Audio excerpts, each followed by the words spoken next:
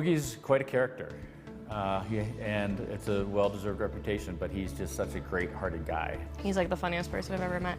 He's always making people laugh and being really inappropriate. He's just one of a kind. Everybody's a little nervous of Boogie because he's a strong man. But I think over the years with his involvement with the Buddy program, it's shown, the world how soft he is on the inside. I remember him telling me one time that his motto was he wanted to do something good that would leave a mark every day. And he always, I think, tried to live every day doing something positive and doing something good. And that's just so rare. When Lenny Boogie Weinglass first moved to Aspen in the early 80s, it was all about a girl. I came out here because the girl that I eventually married, Pepper, came out to Aspen. And I missed her, and I came out on Christmas Eve and proposed to her. I remember Pepper saying to me, well, if I accept, can we live here in Aspen? And I said yes, so that changed my whole life. It was a decision that would not only forever change the course of his life, but it would also change Aspen. The impact he would have on the town, both in terms of his leadership and his contributions to mentoring the Valley youth through the Buddy program and in the institution that Boogie's Diner would eventually become, are a legacy equally as impactful as his storied early life. Boogie's early life in Baltimore was in fact the inspiration for the 1982 release of the major motion picture Diner, starring Mickey Rourke.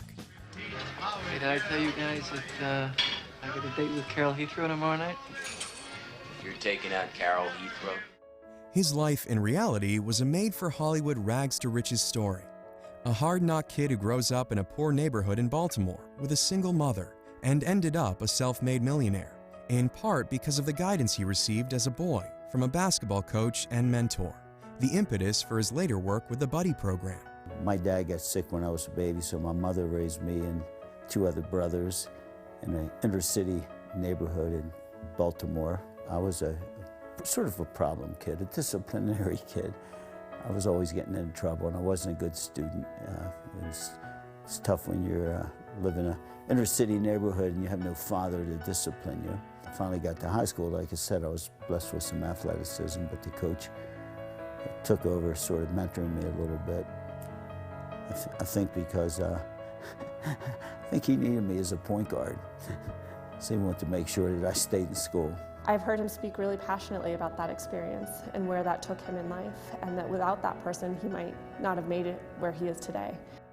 He got a job working in the basement of a women's clothing store in order to make enough money to put himself through college, and within a month on the job, he was the leading salesman. In 1968, he came up with the concept for a trendy clothing store called Merry-Go-Round and opened his first retail store. Eventually, one store turned into 1,500 stores and over $1 billion in sales. Boogie became a Baltimore icon and an American success story. After marrying Pepper and moving to Aspen, Boogie opened Boogie's Diner in 1987, stirring much controversy among locals who felt it was too tall and obstructed views of Aspen Mountain. He was accused of the boogification of Aspen, but it wasn't long before the diner and retail store became an Aspen institution. I think that when Boogie first came to town, he was a bit of a lightning rod because he was known for tearing down the Shaft restaurant. And while there were even boycotts in the beginning at Boogie's, it soon became the gathering place where everybody in Aspen who was local came, especially with your kids or with your families, and it became a true institution. There was no such thing as a diner in Aspen, Colorado. It was either gourmet or that was it. So when I opened Boogie's Diner, I really feel like it gave Aspen a good niche. When we came to Aspen, that's where we eat, 'cause that was the only place we could. and it was family friendly. It was the diner. Everybody went to the diner. You can't go to Pinion's every night or Cash. It's expensive, and some people have kids. So the diner became very popular, and I was very I think generous to the community because I took part of my profits in the early years and just gave it back into the community. Now that building has become an iconic building. And I think what it also taught us is that it's not the building that matters, it's the person in the building. And I don't think there's anybody in Aspen who hasn't been benefited or touched by Boogie's building, the diner, and all the charitable things that he's done through that building for our community. I was proud to say over the years I've hired 1,000 kids.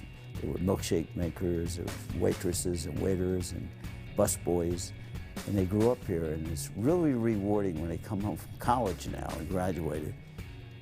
And they said that I was their first job. An avid runner and supporter of youth causes, Boogie first became involved with the Buddy program around 1985, when Boogie's Diner became the sponsor of the annual 5-mile race, benefiting the Buddy program. As I got older and got a little lucky in life, you know, in the clothing business, I remember my childhood. So I liked the program. I liked the idea that there was a mentor that, you know, you take unfortunate kids like almost, I would have been a good candidate of being a little buddy had someone met me when I was 8, 9, 10, 11, 12. And so I decided to get involved. In 1999, Boogie decided that he could do more to help raise awareness and money for the Buddy program, and hosted the first Boogie's Bop.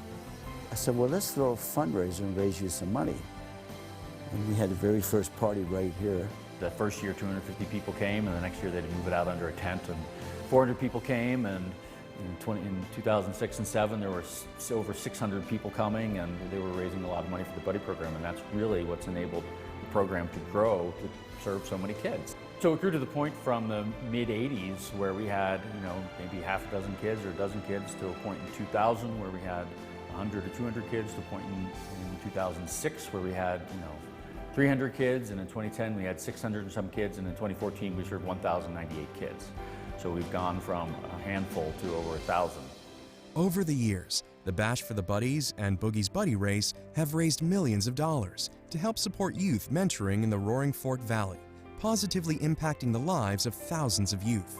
If you talk to many people around town, the single person who is most synonymous with the Buddy program is Boogie. I think the thing that was always amazing to me is how Boogie would lean on everybody in town to give the money that they gave.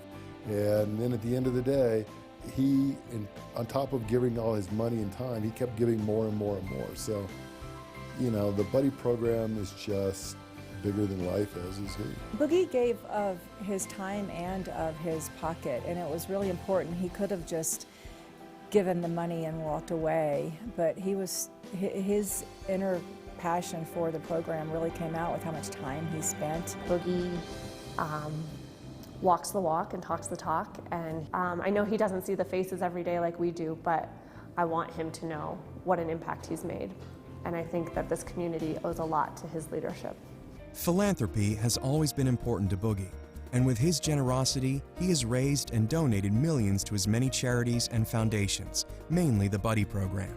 But he is also known to have quietly helped many individuals over the years, from disadvantaged youth who needed help with college tuition, to medical expenses for those in need of life-changing treatment or surgery they couldn't afford otherwise. Boogie seemed to want to help everybody who asked him. And it was just so surprising, you know, although we worked together for quite a number of years, I would hear from the outside, oh, Boogie helps me do this, or Boogie helped my child go to school. Boogie helped me purchase this equipment that allows me to walk again. Boogie helped me do this, Boogie helped me do that. And he never mentioned any of that. He gives not because it's something that he wants people to know about. He does it secretly, and to me, anonymous charity is the most important charity. It was amazing to me how much he gave, and everybody knows how much time he gave, but to so many people for so many reasons that he never ever talked about. I think in life, if you become successful, you're supposed to give back. So I don't think I'm doing anything that special, but I do like helping people. His favorite quote is, "It is nice to be important, but it is more important to be nice." Boogie continues to be involved in the community and in helping the youth of the Valley. And I think Boogie personifies what really Aspen is all about, and that's helping one another. And I think he's done a tremendous job of doing that over the 30 years that he's been here. His generosity goes way beyond the checkbook. He's as generous in words and kindness as he is with his dollars. I think that's going to be his lasting legacy, is ultimately how generous he is. My favorite characteristic is that he's just so generous and kind. He just has such a big heart. Yeah, he just wants to give all the time. Boogie, you're the best. I love you. We all love you.